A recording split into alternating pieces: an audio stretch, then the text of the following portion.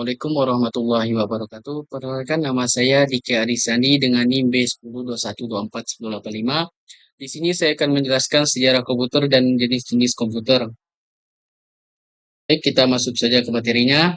Yang pertama, definisi komputer. Komputer berasal dari kata Latin komputer yang berarti menghitung. Menurut Hamacher, komputer adalah mesin penghitung elektronik yang cepat, menerima input digital, memproses sesuai program, dan menghasilkan output. Elemen komputer terdiri dari hardware, software, dan brainware. Selanjutnya ada perkembangan komputer. Komputer pertama, Difference Engine oleh S. Babbage tahun 1822. Yang kedua ada komputer digital. Alan Turing mengembangkan Turing mesin dan Konrad Zuse menciptakan Z1. Yang ketiga ada komputer ENIAC. Mesin besar dengan kapasitas perhitungan tinggi diciptakan oleh John Mauchly tahun 1143. Yang keempat ada komputer pribadi.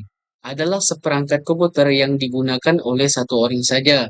Umumnya komputer ini adanya di lingkungan rumah, kantor, toko, formal, atau tempat mencari atau memperdalam ilmu, dan di mana saja karena harga personal komputer sudah relatif terjangkau dan banyak macamnya.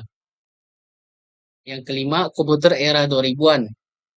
Komputer yang cukup populer di Indonesia pada era 2000-an adalah generasi Pentium yang telah menerapkan stand CPU atau lebih dikenal dengan sebutan CPU berdiri, menggunakan memori RAM jenis SD-RAM dengan spesifikasi 64 MB hingga 256 MB. Komputer jenis ini memiliki kecepatan antara 800 MHz sampai 1300 MHz. Tren penggunaan laptop dan komputer all-in-one semakin menjamur di masyarakat.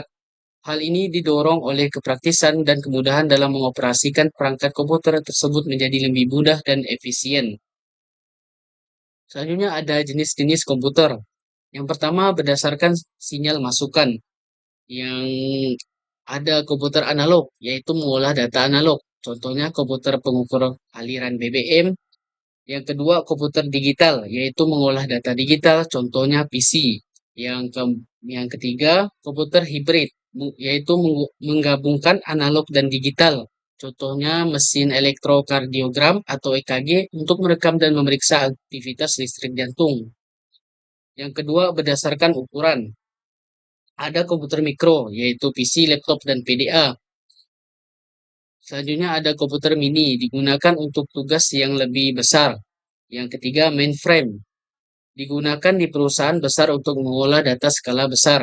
Yang keempat superkomputer, memiliki kemampuan pemrosesan tinggi.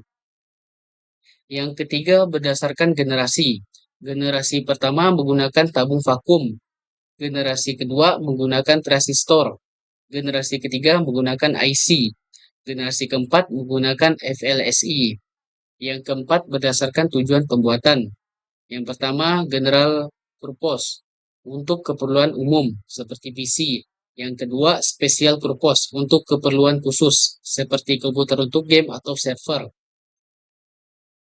Selanjutnya ada perangkat utama komputer. Komputer terdiri dari 3 elemen, hardware, software, dan brainware. Hardware adalah perangkat fisik, software adalah program yang berjalan, dan brainware adalah penggunanya. Hardware terdiri dari hard disk, flash disk, SSD, CPU, RAM, VGA, keyboard, mouse, dan monitor. Selanjutnya software. Software adalah perangkat tidak berwujud yang dioperasikan pengguna.